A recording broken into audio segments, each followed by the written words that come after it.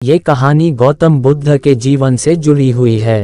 एक दिन बुद्ध श्रावस्ती के एक ही गांव में भिक्षाटन के लिए पहुंचते हैं। जब बुद्ध गांव में प्रवेश करते हैं तो देखते हैं कि पूरे गांव में सन्नाटा छाया हुआ है। दूर दूर तक कोई भी व्यक्ति नजर नहीं आ रहा था। बुद्ध उस गांव के पहले द्वार पर जाते हैं और कहते हैं भिक्षम देहि, परंतु भीतर से बाहर कोई नहीं आता।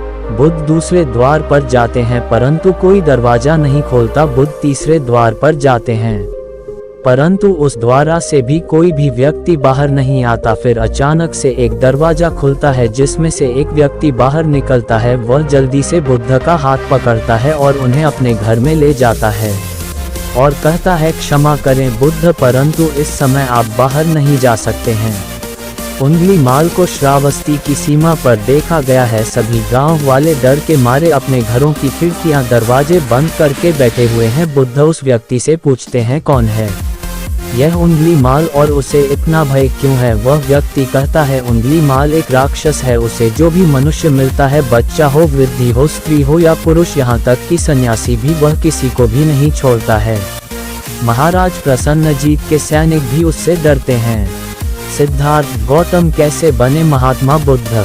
बुद्ध उस व्यक्ति से पूछते हैं, क्या वह ये सब धन के लालच में करता है? वह व्यक्ति कहता है, नहीं, धन का उसे कोई लालच नहीं है। वह जब भी किसी मनुष्य पर वार करता है तो उसकी उंगली काटकर अपने गले की माला बनाते हैं, इसलिए उसका नाम उंगली माल पड़ गया है।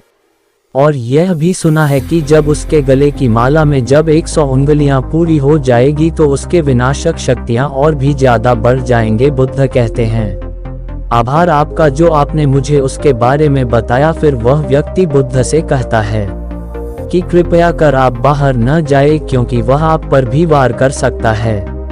बुद्ध कहते हैं, भय से अपनी राह छोड़ दूं, ऐसा मैंने कभी नहीं किया है। मुझे भिक्षा मांगते देख जन जन के हृदय में उंगली माल का भय कम होगा। फिर वह व्यक्ति कहता है, नहीं बुद्ध, आप मत जाए, वह बहुत ही ज्यादा खतरनाक है। बुद्ध कहते हैं, वह खतरनाक नहीं बल्कि दुखी है और मुझे उसके पास जाना ही होगा क्योंकि उसे मेरी आवश्यकता है।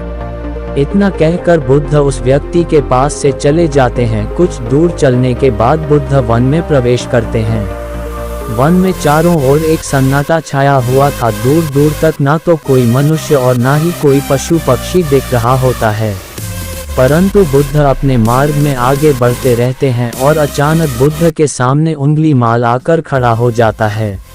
उसका रूप इतना डरावना होता है कि कोई भी व्यक्ति उसे देखकर ही भयभीत हो जाए। उसके गले में उंगलियों की माला होती है, चेहरा और हाथ रक्त से सने होते हैं और शरीर बलशाली होता है। उसका रूप इतना भयानक होता है कि किसी भी साधारण व्यक्ति के प्राण तो उसे देखते ही निकल जाए, परंतु बुद्ध पर उंगली माल की इस डरावनी रूप का कोई भी असर नहीं हो रहा था। अगर ये स्टोरी आपको अच्छी लगी तो मेरे चैनल को सब्सक्राइब